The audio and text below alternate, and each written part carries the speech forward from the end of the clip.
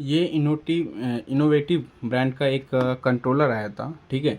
ये हमें क्या दिखाता है कि कौन से डायमेंशन, मतलब जो आपका एक्स वाई जेड, ओके, ये तीनों एक्सिस के जो मोटर है, ओके, तो वो किस पोजीशन पे है, कितने एमएम की पोजीशन पे है, वो हमें ये डिटरमाइन करता है कि कौन से पोजीशन पे है और हमको कितना रोटेट करना है। ये एग्जैक्ट वैल्यू आपको शो करता है और उसको कंट्रोल करने का काम ये करता है, ठीक है। मतलब आपके जो सर्वो ड्राइव को कंट्रोल करने का काम ये करता है, ठीक है।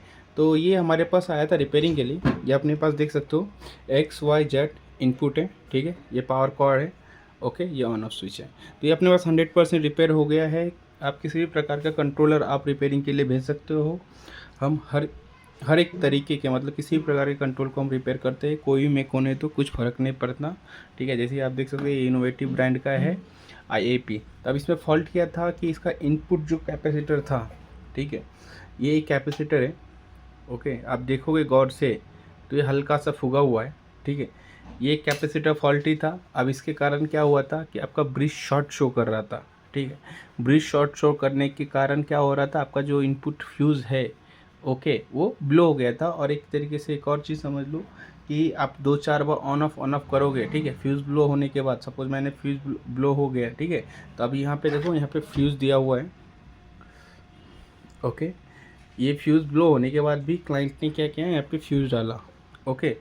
हाँ, फ्यूज़ डालने के बाद भी सर्किट प्रॉपर क्या बोलते हैं, रन नहीं हो रहा था, ठीक है। डिस्प्ले प्रॉपर आ नहीं रहा था, ठीक है। तो अभी क्या हो रहा था वहाँ पे, एक्चुअली हो क्या रहा था, जो आपका SMP सर्किट का जो पावर बैंक है, ये इनपुट पावर बैंक है, ठीक है। जैसा पावर बैंक होता है ना बैटरी का, वैसा ये पावर बैंक की तरह करता है। हमेशा याद रखो, कैपेसिटर बहुत ही इंपॉर्टेंट रोल परफॉर्म करता है। अभी एक हल्का सा फूक गया था, जब स्पाइक आया होगा तब फूगा होगा, राइट, ओके। जब स्पाइक आया होगा तब फूगा होगा, तब उसके कारण ये शॉर्ट होने के कारण क्या हो गया, इनपुट फ्यूज़ गया। तो उसके बाद क्लाइंट ने क्या किया कि नया फ्यूज़ डाल के ऑन किया, तो ये ऑन हुआ, डिस्प्ले विस्प्ले ईच एंड एवरीथिंग दे रहा था। प्रॉब्लम ऐसा था, यहाँ पे रीडिंग नहीं आ रहा था, ठीक है, यहाँ पे रीडिंग डिस्टर्ब हो जाता था, ये इशू था। तो ये अपने पास पूरा क्लियर हो गया। सिर्फ उसके अंदर ये पावर बैंक का इशू था, हमने इस पावर बैंक रिप्लेस किया और साथ में वो फ्यूज़ था, हमने नया फ्यूज़ डाला। वो 1 एम्पियर रेटिंग का था, हमने 1 एम्पियर रेटिंग का एग्जैक्ट फ्यूज़ डाला, क्योंकि सपोज फ्यूचर में कभी कुछ ऐसा होता है तो रिपीट हमारा फ्यूज़ ब्लो होकर वो सर्किट हमें प्रोटेक्ट करना चाहिए, ठीक है, क्योंकि ये सब कॉस्टली आइटम्स है, ओके। इसलिए हमेशा इसमें सेफ्टी का हमेशा ध्यान रखना पड़ता है। तो अभी उसके बाद जब मैंने रिपेयर किया, उसके बाद ये रीडिंग पूरा प्रॉपर आने लगा। और इसके अंदर एक और इशू था कि मेमोरी, जो पुराना रीडिंग है वो स्टोर नहीं करता था, ठीक है। तो वो मेमोरी भी अभी स्टोर हो रहा है, क्योंकि इसके अंदर का जो सेल था वो सेल डैमेज था, वो सेल में हमने रिप्लेस कर दिया, ओके। तो देखो अभी मैं ऑन करके दिखा रहा हूँ मैं आपको,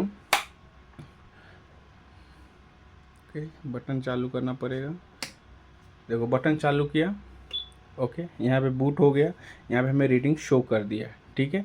पहले क्या हो रहा था, देखो जैसे अभी मैं इस ऑन करता हूँ, हाँ, सिचुएशन क्या था, अब देखो ये जो दिख रहा है, फर्स्ट स्टेप जो रहता है, फर्स्ट स्टेप में जो ये आ रहा है ना, R बार जो आ रहा है, यहाँ पे देखो R बार, और ये 3 LED ग्लो, ये सेम पोजीशन रहता था। बाकी इसके अलावा कुछ भी शो नहीं करता था, ना बूट होता था, ना कुछ भी होता था, ठीक है। यहाँ पे वैल्यू शो नहीं करता था। अभी देखो यहाँ पे प्रॉपर वैल्यू शो कर रहा है, ठीक है। तो अब मेरा डाउट था कि उधर के कनेक्शन में भी इशू हो सकता है, बट वहाँ पे मैंने सारे कनेक्शन निकाल के चेक किए थे, फिर भी सेम इशू था। तो जो ये R बार शो करता है ना, इसी लाइन पे कंटिन्यूस फुल डे, मतलब आप बोलो 1 घंटा 2 घंटा 2.5 घंटा रखो, कोई प्रॉब्लम नहीं। ऑटोमेटिक रिसेट होता था।